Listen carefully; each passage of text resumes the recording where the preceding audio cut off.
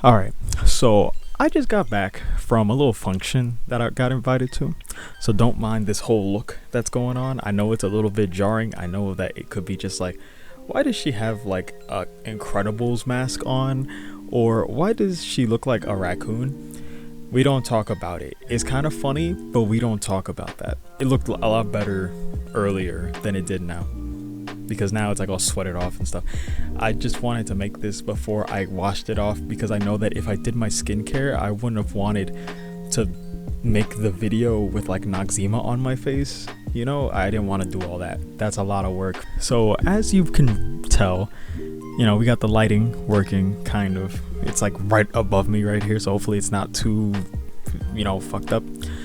The green screen is kind of working. I know it's a little chalked near the edges, but you know, it's a work in progress. I got another microphone. We're rocking the microphone, so hopefully the audio is a little bit better. And I'm sorry that this video took a while to come out, a couple weeks delayed, because one, I had a lot to do. There was a lot going on, and I just didn't have time to record anything. I literally had no time at all. But we're here. I'm gonna do this real quick, and then I'll get it out to you guys. As the title of the video suggests, I guess, I don't even know what I'm gonna title it. Overthinking. So I was talking to a friend of mine at this party, and that's how this kind of all started. She was trying to like ask me if she should start dating this guy that she's talking to. And this isn't one of those things where it's like I'm using a third person as an example for a problem that I have. This is just straight up a friend of mine that had this issue, and she just wanted my advice. Mind you, to her, in her like opinion and how she finds people attractive, he's like the perfect guy, and to her, and from what I have been told, he has all green flags. I hate using the idea of flags because that's, I don't know, I never liked that, but you know, green flag, just to get the point across. But she's still like indecisive about it, and I asked her, and she was like, oh, I don't know, I just don't know why I can't decide to date him or not. And she's like around the same age as me, you know, mid-20s, and it had me thinking. That really got me thinking about just everyone that I know, and the fact that like nobody can make decisions. And it's crazy because I'll sit there now, especially not instantly make a decision, but I won't be stuck on things anymore. I used to be way worse. I used to be very like, oh, I'm worrying about every little thing, and that's kind of like the main reason. It's the overthinking that something's gonna go wrong, something is gonna be, you're expecting things to be bad, when more often than not, either nothing happens or it's a good outcome. So you're not really losing anything most of the time. It's just this idea of like the negative that kind of throws people off. I don't fault people for that. I don't act like I'm better than people for that, and I'm not trying to say that like if you do this you're wrong, because it's a very understandable thing, and it's very human to overthink. We all do it. It's just kind of ingrained. But I feel like people, especially my age, have to try harder to get over it, because we have so much on our shoulders. Like there's like just everything going on in the world right now, that puts a lot of stress, and it just takes a lot out of us to have to deal with the day-to-day things. I'm not gonna get into those things because that's like politics, and that's not what this channel's about. Not a political channel, but you know what I'm trying to say. I'm gonna give you guys an example of when I overthought, and it caused me months and months of physical and mental pain, basically. So my previous job, I was a bartender. I still am a bartender. I just use the word was because I'm not actively a bartender right now at my bartending job. I also had to move boxes at least weekly, sometimes multiple times a week. I know I'm strong. I know that I'm physically still very capable, but like at the same time, if you have never lifted anything more than 135 pounds, you won't understand what I'm gonna say. But if you go to the gym and you understand weight and how the idea of physical like mechanics works and how your body like physiologically works, this is gonna be crazy, but hear me out. Almost weekly, I had to take a cart, like a flatbed kind of cart, and take it from one side of the building to the other side of the building. That doesn't sound too hard, but let's say there was a pallet of boxes on it. Okay, how big are the boxes? Not that big, maybe 1.5 by 1.5 by maybe 8 inches tall. Not that big a box, but each box weighed 25 pounds. I would, for efficiency reasons, I would put 30 of these boxes on one cart. Now, some quick maths would tell you 25 times 30 is like what? 700, right? Or 750? Almost 800 pounds if you include the weight of the cart itself that I'm pushing. Obviously, it's rolling, so, knock off maybe 150 pounds of like torque weight or whatever that metric would be called, of like the pushing force is negated because of the fact that it's on wheels and like inertia and shit.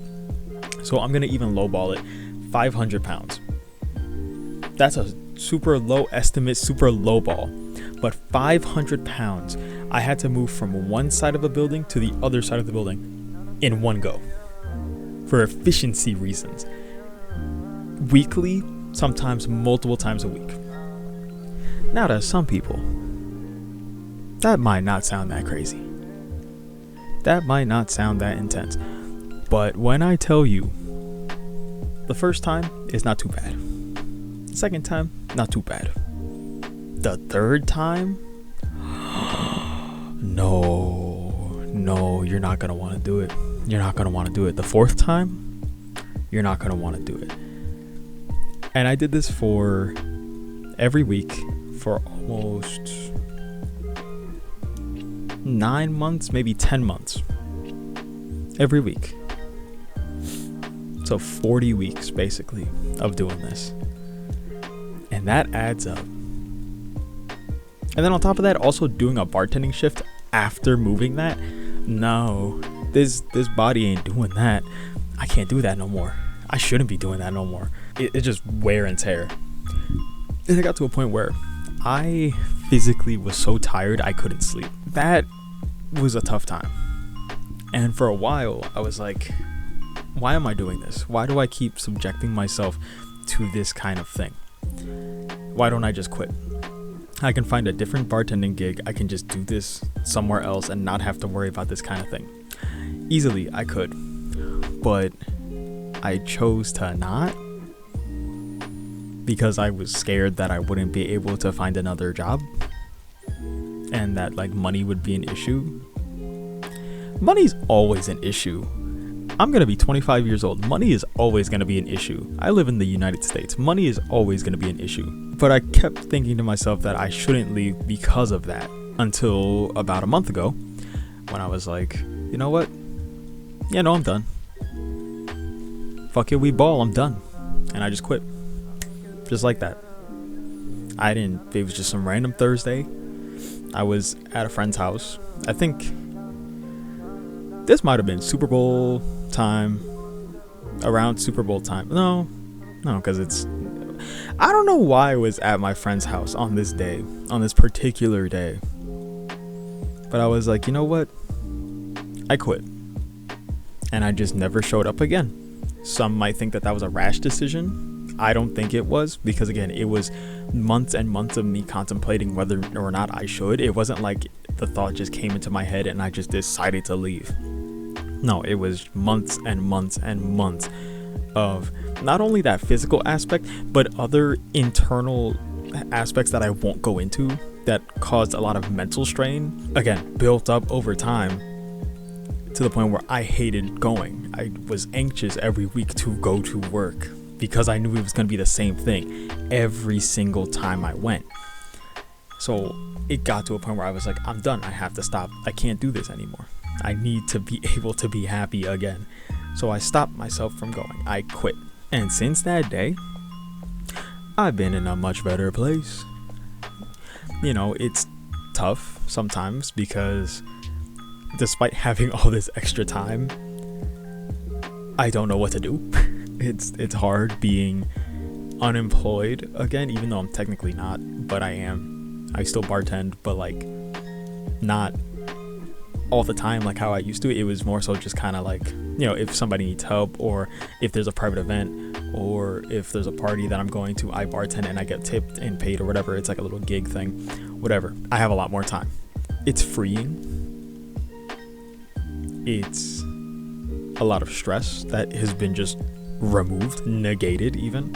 Obviously, there's still things that I have to figure out and that I have to change lifestyle-wise, but like realistically, not much is gonna change. If anything, I'm better off for quitting.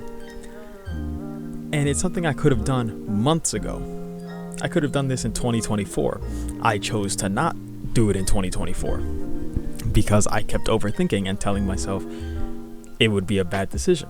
When you adopt the fucking we ball mindset, everything just gets better. Now, I'm not gonna say that every decision should be boiled down to fuck it, we ball, just say yes to everything. Obviously, still think about your actions.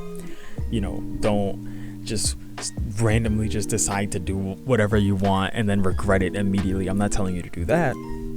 I'm telling you, sometimes just telling yourself, I got it. It'll be okay. It'll be better. It might be difficult at first, but I'll figure it out. Sometimes you just have to do that, and then boom, you figure it out, and then suddenly everything's good.